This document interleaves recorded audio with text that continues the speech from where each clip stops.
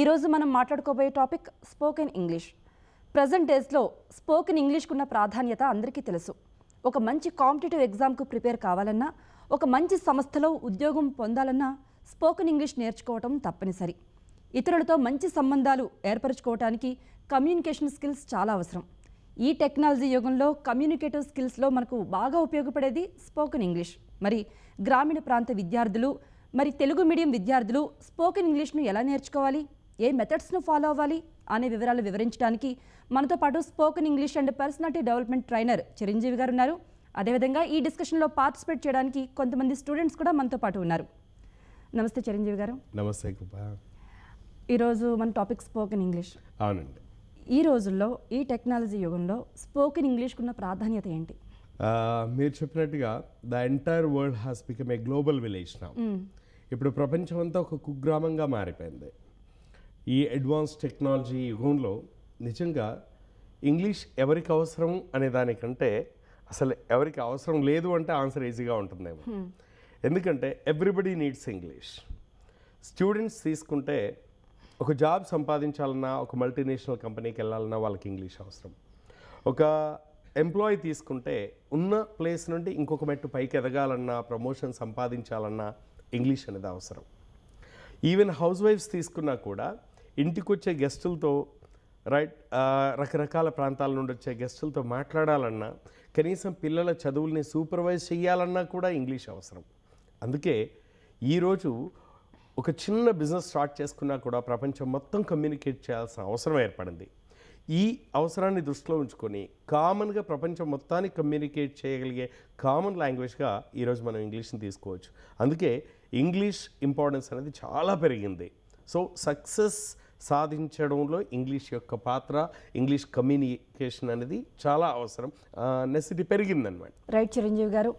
ఈ రోజుల్లో ఒక గ్రామీణ ప్రాంత విద్యార్థులు సిటీకి వస్తూ ఉంటారు, అంటే నెక్స్ట్ వాళ్ళు ఫర్దర్ స్టడీస్ కోసం వస్తూ ఉంటారు. అదేవిధంగా తెలుగు మీడియం విద్యార్థులు కూడా వాళ్ళలో అత్యధికంగా వీళ్ళే ఉంటారు. వాళ్ళకి స్పోకెన్ ఇంగ్లీష్ అంటే ఒక భయం ఉంటుంది. అంటే అంత భయపడాలా ఈ స్పోకెన్ ఇంగ్లీష్కి? నేర్చుకోవడం ఈజీనా? యాక్చువల్లీ ఇంగ్లీష్ నేర్చుకోవడం అనేది చాలా ఈజీ అండి. అంటే ఇంకా ఈజీ అని చెప్పడం కంటే the easiest job is English అని చెప్పచ్చు. Telugu medium, Hindi medium background అనేది కాకుండా మెయిన్గా ఇంగ్లీష్ నేర్చుకోవాలంటే మాట్లాడాలనే కోరిక ముఖ్యం. ఫస్ట్ కోరిక ఉండాలి. రెండవది ఆ భాష మీద ప్రేమ ఉండాలి. మూడవది మాట్లాడేందుకు రోజు కంపెనీగా ఒక నలుగురు మిత్రులు ఉండాలి. నాలుగవది మనం మాట్లాడుతుంది తప్ప రైటా ఎలా ప్రాక్టీస్ చేయాలని చెప్పి ఒక మాస్టర్ ఉండాలి. ఎప్పుడైతే ఈ 4 మనకు ఉంటాయో ఇంగ్లీష్ నేర్చుకోవడం అంటే అసలు చాలా సులభంగా చెప్పుకోవచ్చు. ఎందుకంటే చిన్నప్పటి నుండి మనం తెలుగు నేర్చుకున్నాం, హిందీ నేర్చుకున్నాం, మ్యాథ్స్, సైన్స్ అన్ని సబ్జెక్టులు నేర్చుకున్నాం. పుట్టినప్పుడు మనకేమీ తెలియదు, ప్రతీదీ నేర్చుకున్నవే. అన్నీ నేర్చుకోగలిగినప్పుడు ఇంగ్లీష్ ఎందుకు నేర్చుకోలేము? అంటే ఇంగ్లీష్ కూడా నేర్చుకోవచ్చు, కాకపోతే నేను చెప్పినట్టుగా దాని మీద ప్రేమ, దానికి కావాల్సిన ప్రాక్టీస్, ఆ మాట్లాడాలనే కోరిక ఇవి ఉన్న వాళ్ళకి ఇంగ్లీష్ నేర్చుకోవడం చాలా సులభం అని చెప్తాను నేను. చిరంజీవి గారు, మనం చూస్తూ ఉంటాం, అంటే ఇప్పుడు మనం చెప్పుకున్నాం కదా గ్రామీణ ప్రాంతం నుంచి వస్తారని, వాళ్ళకి చాలా నాలెడ్జ్ ఉంటుంది. వీళ్ళకి నాలెడ్జ్ ఉన్నా మాట్లాడడానికి ఒక భయం ఉంటుంది. సో వాళ్ళు బయటికి రాలేరు. మరి వాళ్ళకి ఏ విధంగా ట్రైన్ చేస్తే వాళ్ళు ఈక్వల్గా, వీళ్ళకి ఈక్వల్గా మంచి పరిజ్ఞానాన్ని సంపాదించుకుంటారు? రైట్. రీసెంట్గా మనం చాలా చూస్తున్నాం, అన్ని యూనివర్సిటీస్లో క్యాంపస్ ఇంటర్వ్యూస్ అవుతున్నాయి. నాకు తెలిసి ఈ మధ్య కాలంలో ఒక క్యాంపస్లో, ఒక యూనివర్సిటీలో 30 మల్టీనేషనల్ కంపెనీస్ వచ్చి ఇంటర్వ్యూస్ కండక్ట్ చేశారు. 30 మల్టీనేషనల్ కంపెనీస్ వచ్చి కండక్ట్ చేస్తే దాదాపు 7,000 మంది విద్యార్థులు ఇంటర్వ్యూస్కి అటెండ్ అయ్యారు. ఈ 7,000 స్టూడెంట్స్ ఎవరైతే అటెండ్ అయ్యారో వీళ్ళంతా MBA, MCA, ఇంజనీరింగ్ బ్యాక్గ్రౌండ్ వచ్చిన వాళ్ళు. వీళ్ళందరికీ కూడా అబోవ్ 80% మార్క్స్ ఉన్నాయి. ఎవ్రీబడి అకాడమిక్గా తీసుకుంటే అబోవ్ 80% ఉంది. కానీ చివరికి 7,000 మందిలో 73 మంది మాత్రమే సెలెక్ట్ అయ్యారు. మరి అందరికీ 80% అబోవ్ ఉన్నప్పుడు they are eligible for the jobs. కానీ వాళ్ళ ఇంటర్వ్యూకి వెళ్ళేసరికి 73 స్టూడెంట్స్ గాట్ సెలెక్టెడ్. అంటే అర్థం ఏంటంటే 100లో ఒకరు సెలెక్ట్ అయ్యారు. మరి వీళ్ళందరికీ ఎక్కడ ప్రాబ్లము అంటే only one problem is communication. That to the basic criteria for getting selected is ఇంగ్లీష్లో మాట్లాడే ఎబిలిటీ ఉండాలి. అయితే ఇప్పుడు ప్రాబ్లం ఏంటంటే స్టూడెంట్స్ తెలిసి తెలియక ఈ లెక్చరర్స్, ప్రొఫెసర్స్ వీళ్ళు కూడా అవేర్నెస్ క్రియేట్ చేయకపోవడం వల్ల మ్యాక్సిమం స్టూడెంట్స్ అకాడమిక్ రికార్డ్కి ఇంపార్టెన్స్ ఇస్తున్నారు. ఈ అకాడమిక్గా మార్క్స్ పర్సంటేజ్ స్కోర్ చేయడానికి ఇచ్చిన ఇంపార్టెన్స్లో కనీసం ఒక 10% కూడా ఇంగ్లీష్ కమ్యూనికేషన్కి ఇవ్వట్లేదు. అందుకే వీళ్ళు ఫెయిల్యూర్ అవుతున్నారు. జనరల్గా ఇంటర్వ్యూస్కి వెళ్ళినప్పుడు ఏమవుతుందంటే ఒక క్యాండిడేట్ని సెలెక్ట్ చేసేప్పుడు అకాడమిక్ రికార్డ్ని 30% చూస్తారండి, 70% వాళ్ళ కమ్యూనికేషన్ స్కిల్స్ని చూస్తారు. మామూలుగా తీసుకుంటే నీకు జాబ్లో 30% చూసే అకాడమిక్ రికార్డు కోసం మనం రోజు 8 గంటలు 10 గంటలు కష్టపడుతూ ఉంటాం. అలా 2-3 సంవత్సరాలు కష్టపడుతూ ఉంటాం కదా. అదే ఇంగ్లీష్ నేర్చుకోవడం కోసం డైలీ ఒక 2 hours కనుక ఒక 6 నెలలు కష్టపడితే చాలండి, ఈజీగా సెలెక్ట్ అయిపోతారు. అందుకే నాలెడ్జ్ అక్యుములేషన్ కాకుండా ఏ నాలెడ్జ్ అక్యుములేట్ చేసుకుంటే మనం సక్సెస్ అవుతాం అనేది ఆలోచించగలగాలి. అంటే all the unwanted knowledge is not necessary. Chiranjeevi గారు, మనం ఇంకొక విషయాన్ని కూడా మనం తరచుగా గమనిస్తూ ఉంటాం. ఇప్పుడు పేరెంట్స్ ప్రెజెంట్ డేస్లో అందరూ ఎడ్యుకేటెడ్ వల్ల ఉంటున్నారు. అయితే చిల్డ్రన్ స్కూల్లో జాయిన్ చేసిన తర్వాత మదర్ తనకి ఆ పిల్లలకి హోంవర్క్ చేయించేటప్పుడు లేకపోతే వాళ్ళని ఎడ్యుకేట్ చేయాల్సిన టైంలో ఆమె నాలెడ్జ్ పర్సన్ అయి ఉండొచ్చు, బట్ కానీ సబ్జెక్ట్స్ అన్నీ కూడా ఇంగ్లీష్లోనే ఉంటున్నాయి. సో తను ఫెయిల్ అవుతున్నారు. ఎవరైతే హౌస్ వైఫ్ ఉన్నారో వాళ్ళకి చెప్పడంలో ఫెయిల్ అవుతున్నారు. ట్యూషన్స్ ఇవన్నీ చిన్నప్పటి నుంచి పిల్లలకి అంత అవసరం లేదు. అంటే ఒక మదరే ఎడ్యుకేట్ చేయొచ్చు. Main problem language. మరి దీనిని ఎలా అంటే గృహిణులు కూడా అధిగమించవచ్చా? వాళ్ళు కూడా త్వరగా నేర్చుకునేటువంటి మెథడ్స్ ఉన్నాయా? వీళ్ళు కూడా ఇంగ్లీష్ నేర్చుకోవచ్చు అండి. నేను చెప్పాను కదా, spoken English means anybody can learn. It's matter of 2 months 3 months effort. వీళ్ళు కూడా ఏంటంటే చిన్న కోచింగ్కి వెళ్ళడం, ఇంతకుముందు చెప్పినట్టుగా ఒక సిస్టమాటిక్ ఆర్డర్లో నేర్చుకోవడం అవసరం, దానికి కోచింగ్ అవసరం. నెంబర్ 1. నెంబర్ 2 ఏంటంటే వీళ్ళ సర్కిల్లో ఇంగ్లీష్ మాట్లాడే నేబర్స్ కానీ ఎవరున్నా లేదా ఎక్కడైనా ఫ్రెండ్స్ ఉన్నా, ఈ రోజు phone communication is easy. So ఫోన్లో కానీ రోజు ఒక 1/2 గంట పాటు ఇంగ్లీష్ మాట్లాడడం, లేదా అసలు తెలుగు తెలియని వాళ్ళతో 2-3 ఫ్రెండ్షిప్ చేయడం, నేబర్స్తో వాళ్ళతో అపార్ట్మెంట్స్లో కానీ ఎక్కడైనా ఉంటే ఇలా మాట్లాడుతూ ఉండడం ద్వారా ఇంకా బెస్ట్ ఏంటంటే పిల్లల దగ్గర వాళ్ళ దగ్గర కూడా ప్రాక్టీస్ చేయొచ్చు. అంటే మెయిన్గా ఏంటంటే డైలీ ఒక 2-3 hours వీళ్ళు మాట్లాడుతున్న ప్రతిసారి ఇంగ్లీష్లో మాట్లాడాలని అవేర్నెస్తో ఇంగ్లీష్లో మాట్లాడుతూ ఉంటే ఈవెన్ వాళ్ళు కూడా డెవలప్ చేయాలి. మీ డౌట్ ఏంటో అడగండి. Good morning sir. Good morning. I'm Pushpa. English మాట్లాడడానికి గ్రామర్ అవసరమా? Nice question. అండ్ చాలామందికి ఈ డౌట్ ఉంటుంది. అసలు ఇంగ్లీష్ మాట్లాడాలంటే ఏ కోచింగ్ సెంటర్కి వెళ్ళినా సరే ముందు గ్రామర్ చెప్తున్నారు, చివరికి గ్రామర్ తప్పితే మళ్ళీ మాట్లాడడం రావట్లేదు అంటారు.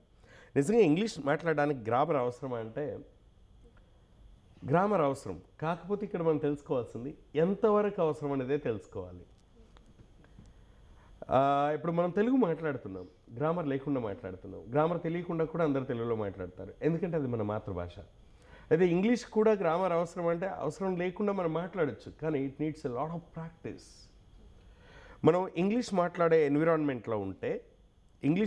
ఎన్విరాన్మెంట్లో కనుక మనం ఉంటే సో గ్రామర్ నేర్చుకోకుండా మనం ఇంగ్లీష్ మాట్లాడచ్చు. కానీ మన పరిస్థితి ఏంటంటే రోజు మనం తెలుగు ఛానల్స్ చూస్తాం, తెలుగు పేపర్ చదువుతాం, తెలుగు వింటాం, తెలుగు మాట్లాడతాం.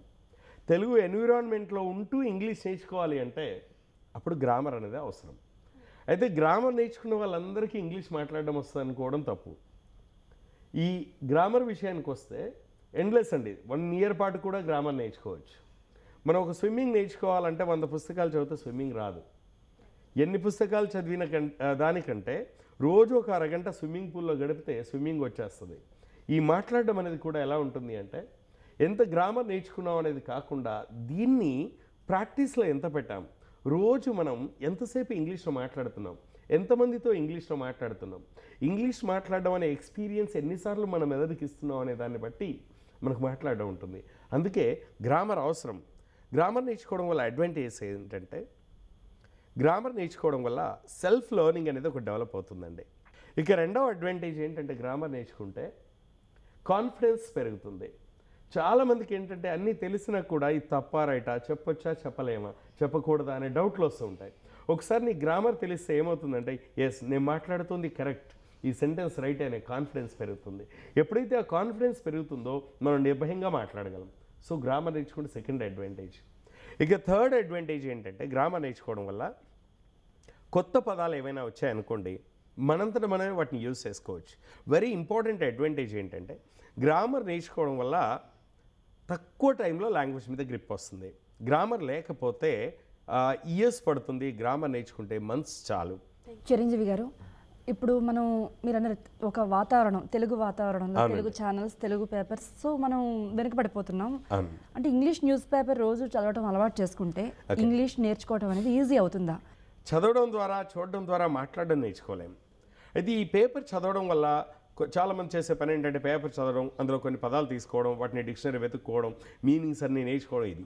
ఇది కాంపిటేటివ్ ఆస్పెక్ట్లో యూజ్ అవుతుంది. ఒకటి వొకాబులరీ పెంచుకోవడానికి యూజ్ అవుతుంది. 2 చదివి కొత్త కొత్త పదాలను అర్థం చేసుకోవడానికి యూజ్ అవుతుంది. కానీ బేసిక్గా మాట్లాడడం అనేది మాత్రం మనకున్న ఎక్స్పోజర్ మీద ఆధారపడి ఉంటుంది. కాబట్టి ఆ పేపర్లో చదివిన విషయాల మీద ఫ్రెండ్స్తో డిస్కస్ చేయండి. ఆ పేపర్లో చదివిన విషయాల మీద తెలిసిన వాళ్ళతో మాట్లాడండి. సో ఆ మాట్లాడడం ద్వారా మాట్లాడే ఎబిలిటీ పెరుగుతుంది, కానీ కేవలం చదవడం ద్వారా ఎబిలిటీ పెరగదు. రైట్ సార్, మరో స్టూడెంట్ తన డౌట్ అడుగుతారు. మీ డౌట్ ఏంటో అడగండి. Good morning sir, this is Naresh Reddy. మెయిన్లీగా ఇంగ్లీష్ నేర్చుకోవడానికి ఏ కోర్సు ముఖ్యం సార్? బేసిక్గా మెయిన్గా ఇంగ్లీష్ అందరికీ కూడా ఆ ఇన్స్టిట్యూట్ని బట్టి వాళ్ళు ఇవ్వాలనుకున్న సబ్జెక్ట్ని బట్టి లెవెల్స్ ఉంటాయి. ఇంకొకటి కూడా ఏం చేస్తుంటారంటే మీరు వెళ్ళగానే ముందుగా మీకు ఒక పేపర్ ఇచ్చేసి ఇది రాసేసి మీరు ఏ లెవెల్ కాదు బి లెవెల్కి వెళ్ళొచ్చు, మీరు అడ్వాన్స్ లెవెల్ అని చెప్తూ ఉంటారు. కానీ ఈ రిటర్న్ టెస్ట్ ద్వారా ఉన్న ఎబిలిటీని బేస్గా చేసుకొని స్పోకెన్ ఇంగ్లీష్కి మనం కోర్స్ సజెస్ట్ చేయడం ప్రాపర్ కాదంటాను. మనం ఏం చేయాలంటే ముందుగా ఎక్కడైతే ఇంగ్లీష్ నేర్చుకోవాలనుకుంటామో అక్కడున్న ట్రైనర్తో 5 నిమిషాలు, అంటే అక్కడ టీచింగ్ చేసే ఫ్యాకల్టీ ఎవరైతే ఉంటారో ఒక 5 minutes మీరు మాట్లాడితే మీ నాలెడ్జ్ని బట్టి ఆ ఇన్స్టిట్యూట్లో ఇస్తున్న కోర్స్ ఏదైతే ఉంటుందో అది ఏ లెవెల్లో ఉంది అనేది మీరు ఇంగ్లీష్లో మాట్లాడినప్పుడు మీ స్టాండర్డ్ని బట్టి మీకు ఏ కోర్సు సూటబుల్ అనేది వాళ్ళని అడిగితే వాళ్ళు ప్రాపర్గా గైడ్ చేయగలరు. రైట్ చిరంజీవి గారు, నెక్స్ట్ మరో స్టూడెంట్ తన డౌట్ అడుగుతారు. మీ డౌట్ ఏంటో అడగండి. Good morning sir. Good morning. My name is Anil Kumar. Okay. English కోచింగ్కి వెళ్ళినంతసేపు వచ్చినట్టుగానే అనిపిస్తుంది, తర్వాత ఆ కాన్ఫిడెంట్ ఉండట్లేదు.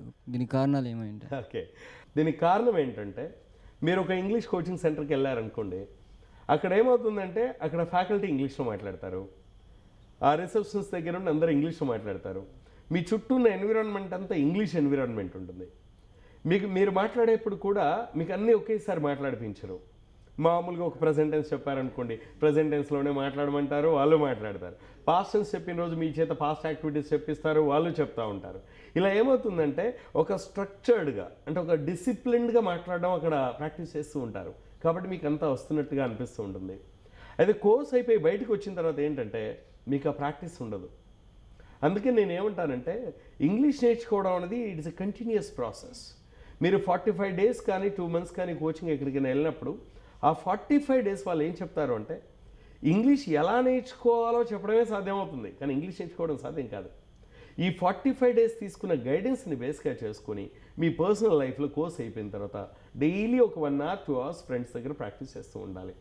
అలా ఒక 2-3 months ప్రాక్టీస్ చేస్తే అప్పుడు నీకు లాంగ్వేజ్ మీద గ్రిప్ వస్తుంది. గుడ్ మార్నింగ్ సార్, నా పేరు మధులత. Good morning. విలేజ్లో ఉండే వాళ్ళకి కోచింగ్ సెంటర్స్ ఉండవు కదా సార్, అవును. అప్పుడు వాళ్ళు సెల్ఫ్గా ఇంగ్లీష్ ఎలా నేర్చుకోవాలి? This the biggest problem. విలేజ్లో ఉండే వాళ్ళకి కోచింగ్ సెంటర్స్ ఉండవు, నో డౌట్. అయితే వాళ్ళు నేర్చుకోవచ్చు. దానికి బెస్ట్ ఎగ్జాంపుల్ ఏంటంటే ఈరోజు ప్రస్తుత పరిస్థితుల్లో ఏంటంటే చిన్న చిన్న టౌన్స్లో కూడా కోచింగ్ సెంటర్స్ వచ్చాయి.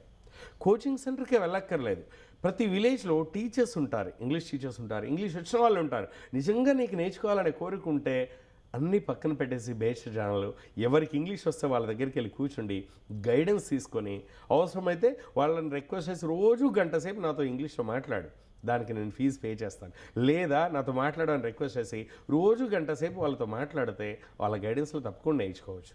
రైట్ సార్, ఇప్పుడు మనం లాంగ్వేజ్ నేర్చుకుంటున్నప్పుడు ప్రొనౌన్సియేట్ చేస్తాం మన వర్డ్స్ని. అవును. అది సరిగ్గా ఉచ్చరించడం వల్ల మనకి కాన్ఫిడెన్స్ పెరుగుతుందా? ఓకే. అయితే ఎదుటి వాళ్ళు మాట్లాడుతున్నప్పుడు అవి క్యాచ్ చేయాల్సిన అవసరం ఉందా, లేకపోతే మామూలుగా విని వాటిని ప్రాక్టీస్ చేయాలా? ఓకే, ఇది ఒక పెద్ద కన్ఫ్యూజన్ అండి చాలామందికి. ఇంగ్లీష్ రాని వాళ్ళకేమో మాట్లాడితే చాలా అనిపిస్తుంది, వచ్చిన వాళ్ళకేమో యాక్సెంట్ ఈ ప్రొనౌన్సియేషన్ బాగా నేర్చుకోవాలనిపిస్తుంది. ఆ ప్రొనౌన్సియేషన్ కూడా బాగా మాట్లాడే వాళ్ళకి నేను అమెరికన్ యాక్సెంట్లో మాట్లాడాలా, బ్రిటిష్ యాక్సెంట్లో మాట్లాడాలా, మళ్ళీ ఈ ప్రాబ్లమ్స్ వస్తాయి. యాక్చువల్గా ప్రొనౌన్సియేషన్ అనేది it is not a biggest task. చాలామంది చేసే ఒక పెద్ద తప్పు ఏంటంటే స్టూడెంట్స్ ఇంగ్లీష్ నేర్చుకునే క్రమంలోనే ఏదో ప్రొనౌన్సియేషన్ ట్రై చేయడానికి మాట్లాడడానికి ప్రయత్నిస్తూ ఉంటారు. అది తప్పంటాను. నిజంగా జనరల్ ఇండియన్ ఇంగ్లీష్, ఇండియన్స్ మాట్లాడే భాష ఆల్ ఓవర్ ద వరల్డ్ ఎక్కడైనా అర్థమవుతుందండి. మన ప్రొనౌన్సియేషన్ అసలు ప్రాబ్లమే కాదు. రైట్ సార్, స్టూడెంట్ తన డౌట్ అడుగుతారు. మీ డౌట్ ఏంటి అడగండి. Good morning sir. I'm Revathi. Okay. English నేర్చుకోవాలంటే ఎన్ని వర్డ్స్ తెలిసి ఉండాలి sir? Yeah, this a major question I can say. చాలా మందికి డౌట్, సార్ వొకాబులరీ తెలియదు నాకు, ఇంగ్లీష్లో మాట్లాడాలంటే వొకాబులరీ తెలియదు నాకు, వర్డ్స్ తెలియదు అంటూ ఉంటాను. అసలు ఎన్ని వర్డ్స్ తెలియాలి అని మనం తీసుకున్నట్లయితే ఇంగ్లీష్ మాట్లాడడానికి ఇన్ని వర్డ్స్ అని లేదండి. ఒక టీచర్కి ఆయన రిక్వైర్మెంట్ బట్టి కొన్ని వర్డ్స్ అవసరం అవుతాయి, అవి ఆయన నేర్చుకుంటారు. మీరు మాట్లాడే పరిధిని బట్టి మీరు చెప్పాలనుకున్న విషయాలని బట్టి మీకు కొంత వొకాబులరీ అవసరం అవుతుంది. అయితే మనం ఏ విషయాలు ఎక్కువ మాట్లాడుతూ ఉంటామో ఆ విషయాలకు సంబంధించిన వొకాబులరీ మనకు తెలియకుండానే అడాప్ట్ అయి ఉంటుందండి. అదే క్యాజువల్గా తీసుకుంటే ఇంగ్లీష్లో మాట్లాడాలంటే 1000 పదాలు తెలిస్తే చాలండి.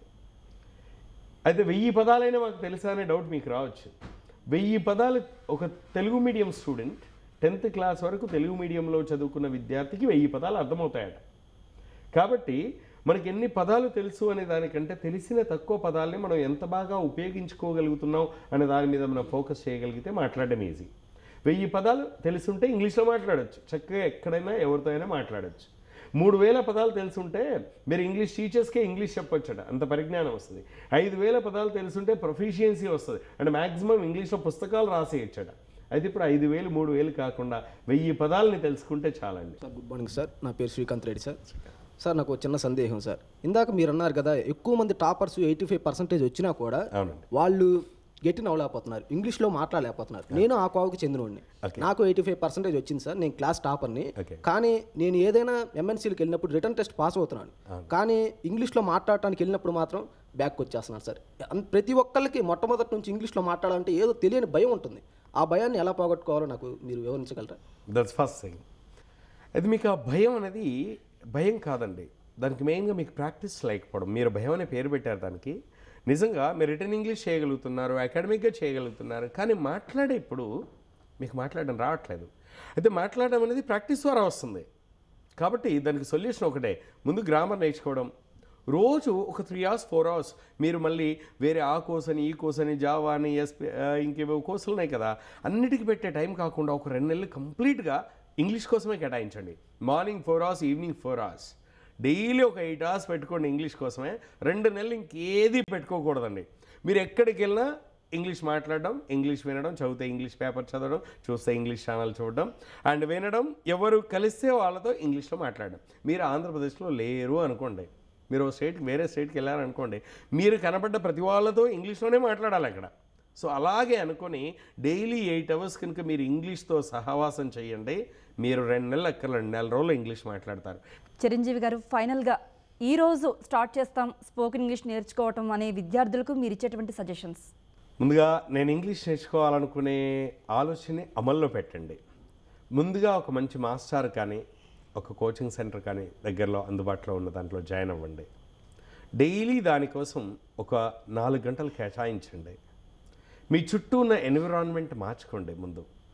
అంటే ఇంగ్లీష్ పేపర్ కావచ్చు, ఇంగ్లీష్ ఛానల్స్ చూడడం కావచ్చు. అలాగే మీరు ఆ భాష వైపు ప్రేమగా చూడండి. అంటే నేర్చుకోవాలనే తపనతో భాషను అప్రోచ్ అవ్వాలి, కానీ అయ్యో నేర్చుకోకపోతే ఎలా బాధగా ఉందే అవ్వదే అన్నట్టు బాధగా అప్రోచ్ అవుతే మైండ్ రిలాక్సింగ్గా ఉండదు. టెన్స్డ్ మైండ్లో ఏది నేర్చుకోలేరు. కాబట్టి నేను ఇంగ్లీష్ నేర్చుకోవాలి, ఇంగ్లీష్ మాట్లాడాలి, అందరిని ఇంప్రెస్ చేయాలనే ప్రేమతో మీరు ఇంగ్లీష్ నేర్చుకోండి, తప్పకుండా అది మీకు సాధ్యమవుతుంది. థ్యాంక్ యూ చిరంజీవి గారు. స్పోకెన్ ఇంగ్లీష్ నేర్చుకోవడం గురించి చాలా పద్ధతులను వివరించారు. స్టూడెంట్స్ మీకు కూడా ధన్యవాదాలు ఈ డిస్కషన్లో పార్టిసిపేట్ చేసినందుకు. చూశారు కదా, స్పోకెన్ ఇంగ్లీష్ ప్రాధాన్యత, నేర్చుకునే పద్ధతుల గురించి చిరంజీవి గారు మనకు వివరించారు. ఇది ఇవాల్టి కపిల్ చిట్స్ జై హో సక్సెస్ మంత్ర. నమస్తే.